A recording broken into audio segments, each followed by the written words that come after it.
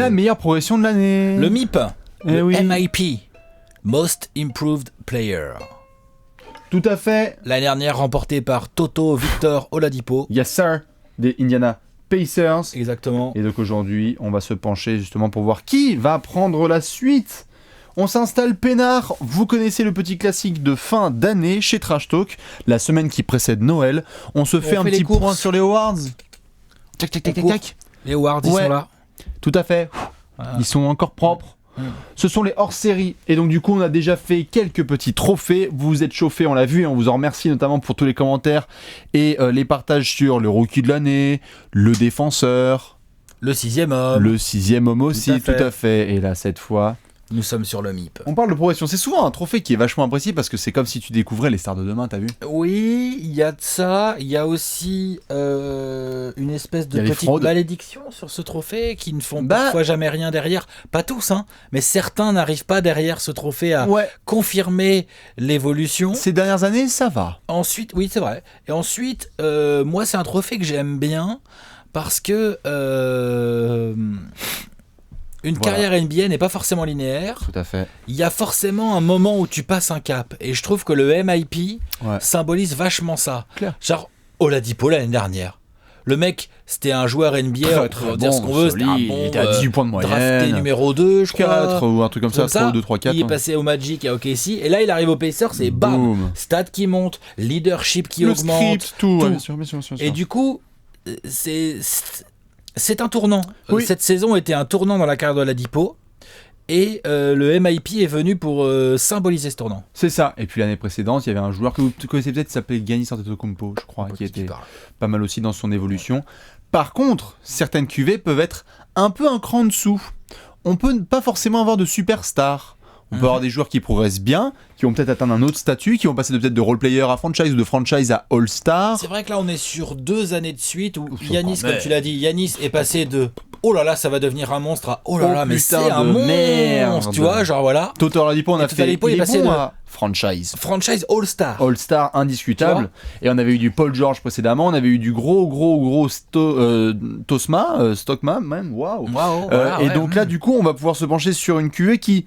pour le moment, au bout de 2 mois et demi de compétition, n'est pas non plus folle. Il n'y a pas un mec qui écrase la compétition. Pour l'instant, non. Non. On avait eu Porzingis d'ailleurs qui est au début de saison qui était fort. Ouais. L'année dernière, d'ailleurs, sans sa blessure, Porzingis tenait tête à Toto Oladipo. Tout à fait. Cette année, c'est un petit peu différent. Donc, juste pour rappel, évidemment, pour ceux qui n'ont pas regardé les autres vidéos, déjà, vous devez le faire. Je crois que c'est la moindre des choses. C'est que ça. C'est un béaba. Et surtout, donc, les NBA Awards ont lieu fin juin. Le nouveau système de la NBA est le suivant. En fin de saison régulière, on ne garde que 3 joueurs via des votes. Et ensuite, on va donner le trophée à quelqu'un devant des milliers de personnes qui font tomber les jouets et le décor. C'est ça. Donc on va se pencher un petit peu sur tous les joueurs mentionnables dans différentes franchises. Encore une fois, ne stressez pas, s'il y a des gens qu'on ne mentionne pas, faites-le dans les commentaires, on essaie de couvrir au maximum, mais tout le monde ne peut pas être la meilleure progression de l'année, quoi. Parce qu'on a fait quelques potentiels oublis à droite à gauche, parce on parle de 30 franchises, dans chaque franchise il y a un joueur qui va passer un cap. Ouais. Mais il faut qu'on garde le best of the best. Exactement, et puis il faut que ça soit un peu significatif, c'est-à-dire, comme on l'a dit, dans les stats, dans l'influence sur le jeu, dans l'impact, dans le statut, enfin il y a plein de critères. Tout à fait, d'abord on la laisse, d'abord on la laisse de côté. On va se mentionner quelques petits joueurs. Alex, qui t'avait tout de suite envie de parler, de qui on va apprendre à parler français. Un joueur qu'on a déjà cité dans une vidéo précédente, mine de rien, Domantas Sabonis. Ça va. Je dis pas qu'il va être le MIP cette année, mais la progression, elle est là, elle est réelle. Ouais, on a un double-double de moyenne. C'est-à-dire qu'il a tout augmenté, point rebond, un peu les passes vite fait, et maintenant il est en double-double de moyenne. Maintenant, il est genre un vrai soutien offensif de la seconde unit, et si demain, je dis n'importe quoi, t'as pas Thaddeus Young, t'as pas Miles Turner, franchement, Sabonis, il est titu, et puis il n'y a pas de sushi. Il y a pas de sushi, quoi. C'est limite la deuxième option offensive la plus safe de Indiana. Il est propre, il se bat au rebond. Non, franchement, vraiment, très belle progression. Son statut n'a pas changé, mais oui, tout à fait. Exactement, c'est pour ça que je le mentionne. Bien sûr. Autre joueur qui a été mentionné dans une autre vidéo, et évidemment on doit lui rendre hommage, car lui, son statut a changé, Montrezl Harrell. Wow. Lui, il y a de la progression. Ouais, son statut a changé. non. Il est passé de 10e homme à 6e homme déjà. Il est passé de 7 parce qu'il y a le Williams. Ouais, il est passé de tu restes en NBA à tu restes en NBA. Ouais. Tu restes en NBA, on a trop besoin de toi. Il est passé de je sais pas trop comment et ni où on va te faire C'est quoi jouer ton rôle ? Ouais, c'est mon pivot remplaçant et je suis bien content, Ouais. ça me fait kiffer, tu vois. Voilà Tout à de quoi fait. il est passé. Non mais c'est vrai. Bien sûr, bien sûr. D'ailleurs, inutile de le préciser, on n'en a pas parlé, dans les critères, il y a la progression statistique aussi qu'on doit prendre en compte, évidemment, et celle de Montrezl est hyper intéressante. C'est-à-dire que l'année dernière, il était pas top. Là, on est quand même... 11-4, 11 points, 4 rebonds. Cette année, il est en 15,7 rebonds. Et encore, il joue que 25 minutes. C'est ça. Donc, on pourrait imaginer un Montrezl, vu comment il joue, dans des configurations différentes où il aurait 30, 32 minutes. Oui. On peut imaginer Montrezl en 20-10. Genre. Oui, je l'ai dit. Ouais. Vas-y. Non, mais tu vois, genre, potentiellement. Parce que lui, c'est typiquement le genre de joueur. Après, il faut voir s'il arrive à entretenir son intensité sur 5 ou 7 minutes de plus. Mais c'est peut-être possible. Mais en tout cas, c'est le genre de joueur, vu son style de jeu et son volume, plus il joue, plus il stat. Logiquement. Bien sûr. Voilà. Autre petit joueur ? Oui. J'ai envie de citer, dans la même équipe que Montrezl, Tobias Harris. Tobias Harris, évidemment. Qui, lui, pourrait être All-Star. Potentiellement peut devenir All-Star. Et c'est pour ça que je le cite, parce que la progression statistique en elle-même, elle est bonne. Oh, il peut être sur le podium de fin, Tobias. Elle est réelle. Il peut être sur le podium, mais je le cite surtout parce que je te dis, la progression statistique de 18,5 à 21 points et demi, et de 5,5 rebonds à un peu plus de 8 rebonds. Donc c'est une vraie progression statistique. Sur les passes, c'est pareil. Mais surtout, la vraie différence, c'est qu'aujourd'hui, est-ce que j'ai le droit de dire genre c'est le meilleur joueur des Clippers ? C'est le meilleur scoreur. Et quelque part, tu peux dire le meilleur joueur. Ouais, joueur, il est régulier, il est propre. Bien sûr. Oui. Tu vois, genre, on peut dire ça. Et demain, là, les Clippers ont un petit coup de mou. Mais si ça revient un peu, vu comment c'est serré à l'Ouest, au moment où il faudra mettre des gars All-Star Game, si les Clippers sont 5e ou 6e de l'Ouest, il faut prendre un mec des Clippers, ça sera Tobias Harris. Bien sûr. Et ça le met concrètement dans la course du MIP. Tout à fait. Il faut qu'on le mentionne. Eh bien, je vais rester dans la même division, mais je vais aller plutôt dans la capitale californienne, car à Sacramento, on a des joueurs qui ont progressé, entre Buddy Hield notamment et Willie Cauley-Stein, même si en soi les statistiques ne sont pas folles, il y a une vraie progression. Buddy Hield, dans ce système hyper rapide, est devenu un joueur où pareil on se disait genre, est-ce qu'il a vraiment sa place en NBA en ayant eu sur son CV le fait d'être drafté quand même assez haut. Et ben Buddy Hield, il est en train de montrer que ça peut être un très bon arrière solide qui met ses shoots à 3 points et qui score 18 points de moyenne. Et Willie Cauley-Stein d'ailleurs pareil, je les mets dans la même catégorie parce que après c'est chacun son choix. Il y en a qui vont mettre Hield, il y en a qui vont mettre Cauley-Stein, je sais pas toi quelle est ta préférence, mais bon les deux sont les deux qui progressent le plus sur une saison à l'autre à Sacramento. Ouais, je suis d'accord, c'est intéressant. D'ailleurs, tout petit, excuse-moi, vas-y. Un tout petit détail aussi, on ne mentionne pas les sophomores. Ça peut arriver qu'ils le gagnent, hein, mais c'est rare. Monta Ellis. Voilà, non mais tu vois. Mais je crois que vraiment ils ont mis un shutdown complet sur les sophomores. Donc tout ce qui est d'Aaron Fox et compagnie, vous arrêtez, hein, on les met de côté. On considère que c'est normal de progresser après sa saison rookie. C'est ça, et c'est normal, tout à fait. Je mentionne ça. Clint Capella.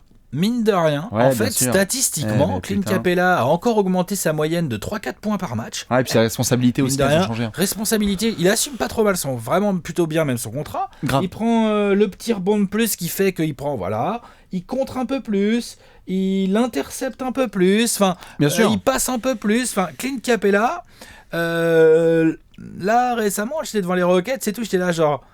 C'est à quel moment en fait que j'ai raté, je me disais à moi-même, c'est à quel moment que j'ai raté le moment où Clint Capella est devenu genre un pivot de la NBA tout à moderne. Fait. La dernière c'était une surprise des Rockets et là maintenant lâcher sa balle sur un pic. Normalement, un pic de Capella, c'est un lob et il dunk. Ouais. Là, il y a pic, il la reçoit dans les mains, mais pas pour la dunker, et c'est un peu compliqué, c'est plutôt bien défendu. Et là, il a lâche corner bien sûr. Pour un shoot. Bien sûr. Ça, c'est nouveau. Hein. Non, c'est tout à fait nouveau. Tout à fait. Il est passé de bonne surprise des Rockets à joueur que tu attends. C'est-à-dire que si Capella fait pas sa production, maintenant tu le pointes du doigt. Et puis en plus, exactement, tu te pointes du doigt. Et en plus, aujourd'hui, là où la défense des Rockets galère vraiment cette année, putain, mais si t'enlèves Capella, ils ont plus de défense. Là, c'est tu vois. Donc c'est quand même important, genre il devient un peu le pilier. Tout à fait. Il est mobile, donc je voulais le citer. Ça se mentionne tout à fait, comme un certain Julius Randle aussi du côté de New Orleans, parce que la progression. Statistiquement, c'est bien. Hein. S'il y en a un qui a bien choisi son spot cet été, c'est Julius Randle. Oh la vache! C'est-à-dire qu'au Lakers, c'était bien. Il avait fait du double-double aussi à droite à gauche, mais là, clairement, c'est devenu une des options offensives les plus safe de New Orleans avec Jrue Holiday et Anthony Davis. Julius Randle est en train de clairement faire le taf avec Tobias Harris et un autre copain qu'on va mentionner après pour aller chercher un gros contrat. Ouais. On va mentionner après, C'est pour ça que je veux pas trop spoiler. Vas-y, faisons-les tous. Josh Richardson, Tout à pardon, fait. j'ai du mal avec ça. Ah ouais, mais c'est les époques Phoenix, ça. c'est ça, c'est Jason normal. Richardson. Ah, Jay Rich. N'empêche. Bête de progression. On a plus de 5 points de plus par match, presque Ouais. 6. Hein. Il est pas- C'est beaucoup, hein, d'augmenter. Hein, Ah, il est comme passé de ça. 13-3-3 à 18-5-5. Rebond passe, ça augmente, mais peu. Interception, ça reste au même niveau, mais donc c'est vraiment en termes de responsabilité Son offensive. statut a clairement changé. Statut. Là, tu es vraiment sur un joueur qui, ouais, il a passé un step. Alors après, on avait parlé de lui dans un autre apéro et tout, on se posait la question et tout. Quel est son plafond, comment il peut évoluer et tout. En tout cas, ce qui est sûr, c'est que dans la course au MIP cette année, si tu dois faire un top 6, 7, 8, peut-être 10, il y a Josh Richardson dedans. Ouais, bien sûr. Dans un poste pas tout à fait similaire, mais je voulais passer très rapidement par New York parce que tout ce qui est les Nets et les Knicks, il y avait évidemment Caris LeVert qui était très tôt très important dans cette conversation avant qu'il ait une grosse blessure. D'Angelo Russell est en train de gentiment toquer à la porte aussi. Et puis certains aussi à New York qui aiment bien peut-être les Trey Burke ou les Manu Moutier. Tim Hardaway Jr., il a progressé, il score un peu mieux. Bien sûr. Il y a des gars comme ça à aller chercher, mais bon, ça c'est juste pour New York, quoi. Ok. Tu as noté d'autres petits gars? Ah bah oui, j'en ai d'autres, mais après, Vas-y, balance. je sais pas à quel moment tu veux qu'on aille sur le comment ça se Moi passe. j'avais juste une question à te poser. Ouais.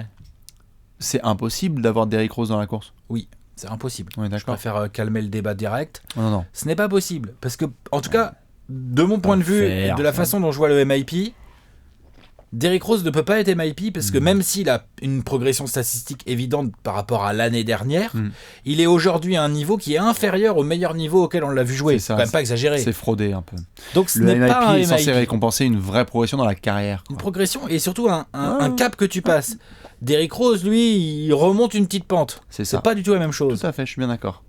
Après d'autres noms, moi j'en balançais de droite à gauche. Bon, Jamal Murray, tous les copains comme ça, je réfléchissais. Est-ce qu'on a envie de citer Nikola Vucevic, On peut le citer, Nikola Vucevic, Zach LaVine et Pascal Siakam, ça? par exemple, ouais.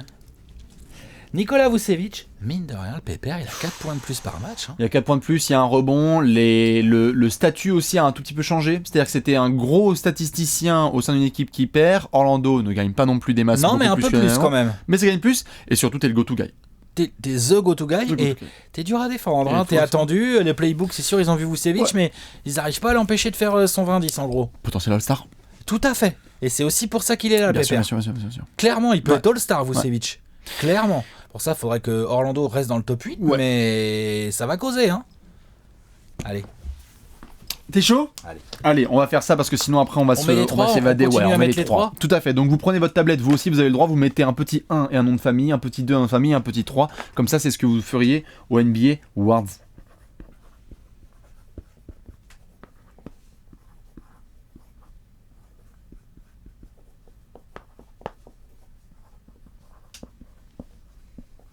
Hop là. Pour le MIP, que bueno. Ouais, je pense que ça va le faire. Ah, On a les mêmes. on n'a pas le même numéro 1. Non, mais on n'a pas le même ordre du tout en fait. Oui, après s'il y a des gens qui en mettent d'autres, des Josh Richardson, etc., n'hésitez pas à les mettre, mais ok, c'est bien, on a le même trio. Alors, pour ceux qui nous écoutent et qui ne regardent pas, ils ont tort, hein, mais c'est le jeu. Hein. Ils sont en train de faire leur vaisselle peut-être, ou ils sont en train de. Ouais, tiens, tu vois. ramasse le verre, on va le faire tomber. Ouais, voilà. Bastien, Lavine en 1, Vucevic en 2 et Siakam en 3. Comment tu lis les commentaires, toi, j'aime bien. Hein Ouais. N'est-ce pas? Et Bibi, Siakam en 1, Lavine en 2 et Vucevic en 3. Donc même trio, pas dans le même ordre. Tout à fait. Pourquoi tu mets Pascal Siakam en 1, Alex? Bah, déjà parce que concrètement en termes de progression statistique pure, Il a quand tu doublé. multiplies presque tout par 2, et que tu pars pas non plus de néant, c'est-à-dire que Pascal Siakam l'année dernière, un peu plus de 7 points, 4,5 rebonds en gros quoi. Hein.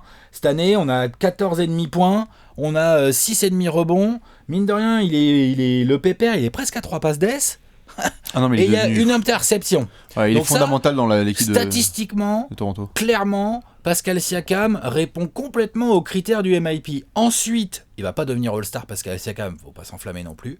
Par contre, réussir à faire ce qu'il fait alors qu'il est propulsé ailier fort dans une équipe très ambitieuse, forte, qui vient d'accueillir Kawhi Leonard, et en gros, si Jonas Valanciunas est sur le banc aujourd'hui, c'est parce que Nick Nurse l'a décidé, c'est aussi parce que Pascal Siakam a fait ah ouais, pas de problème, je vais prendre le poste d'ailier fort et je vais tout déchirer en fait. Plus on découvre Pascal Siakam. Pascal Siakam, c'est pas juste un tout droit, c'est un vrai joueur de basket. Il peut poser un dribble.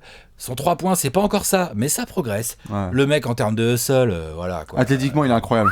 Athlétiquement, hustle, énergie, envie, défense, collectif, coéquipier de malade et tout. Ouais, non, Pascal Siakam me fait trop kiffer depuis ce début de saison. Pour moi, c'est clairement la plus grosse progression sur ce début de saison. Je suis bien d'accord. Écoute, Monsieur Pascal, je t'es l'ai bien mis en d'accord. 3. T'es pas bien d'accord, t'es un peu d'accord, on va dire. Non, je suis bien d'accord sur le fait qu'il est kiffant à regarder jouer. Et que si vous avez la possibilité de le regarder à Toronto en ce moment, le statut a vraiment changé. C'est-à-dire que maintenant, il est devenu trop valuable pour les Raptors. Maintenant, si tu défends pas Pascal Siakam, il te met 20 points. Hein. Ouais, et si tu tapes Pascal Siakam en défense, tu passes une soirée de merde. Ouais. Parce que maintenant, t'as 30 minutes dans la gueule. Poste 3, poste 4, poste 5. C'est très très relou. C'est très relou. Ah non, mais voilà. Hein. Je l'ai mis en 3 parce que, évidemment, par rapport à l'historique des Most Improved Players, beaucoup de progression très conséquente et au-delà de la quinzaine. Souvent, quand on regarde tous les mecs qui ont été bon, évidemment, il y a des exceptions. Hein. Boris Dio, c'est pas non plus monté à des grandes hauteurs. Il y a des gars comme ça qui ont déjà remporté le trophée, mais souvent, il faut voir un gars qui qui devient une potentielle star, quoi. Souvent, c'est ce qui est. Je suis d'accord. Hein. Et donc, du coup, Zach LaVine, certes, là, il y a le retour, il y a des petites blessures, et puis il y a le retour de Lauri Markkanen, et puis il y a du changement de coach. Mais Zach LaVine, en termes de progression pure, statistique, après avoir eu un an off, parce qu'on parle quand même d'un joueur qui a joué 20 matchs avec les Bulls l'année dernière. Là, clairement, on est sur un joueur qui, dans le marasme, certes, de Chicago, mais souvent sur ce trophée-là, les gens peuvent s'en battre les couilles aussi. Ça peut arriver. Le bilan n'est pas. Ça va jouer un peu contre lui. Genre, par exemple, tu vois, il ferait ces stats-là, c'est pas le cas, hein, mais genre dans une équipe qui serait à la lutte pour les playoffs. Il y aura même plus de. Il pourrait être All-Star. Bien sûr, alors tout que à fait. À Chicago, ça va être dur d'être All-Star. Bien sûr, mais donc du coup, vu qu'on se rapproche d'un joueur qui a 24 points, 5 rebonds et 4 passes de moyenne, tiens, il est en train de se brûler la gueule, Garforman. Je pense que les votants vont attendre et moi aussi le premier, attendre qu'il puisse retourner sur les parquets et refaire la même production. Si ça devient vraiment intéressant à Chicago avec Boylen, mais surtout Markkanen, Wendell Carter. Et que ses stats ne baissent pas trop du coup. Et Zach LaVine baisse un tout petit peu ses stats, mais qu'il continue mais pas trop, voilà. En fait, ce qui me manque pour Siakam, c'est que c'est un très bon joueur de complément. S'il mettait des game winners ou des trucs comme ça, ou qu'il était responsabilisé dans le clutch, j'aimerais bien voir. Zach LaVine, s'il plante 1 ou 2 game winners ou des matchs à 35 points, je pense qu'il va s'envoler avec le trophée MVP. Moi, ce qui m'a dérangé sur Zach LaVine, c'est pour ça que je l'ai mis en 2 derrière Siakam, c'est que est-ce qu'il aurait réussi à faire ça dans une équipe où il y a 2 joueurs forts autour de lui ?